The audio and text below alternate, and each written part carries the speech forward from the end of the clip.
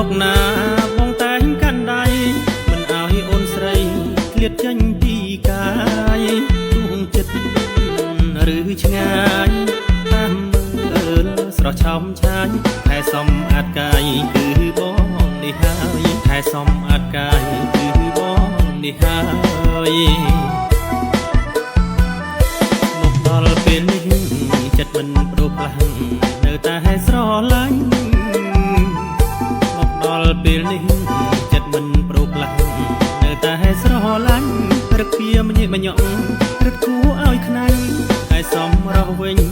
រឹកស្រស់លើដើមអូនជាលើដងហើម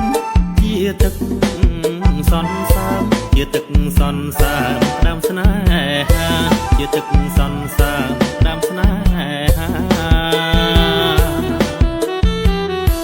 ឥឡូវមានកូនតែសំរស់អូ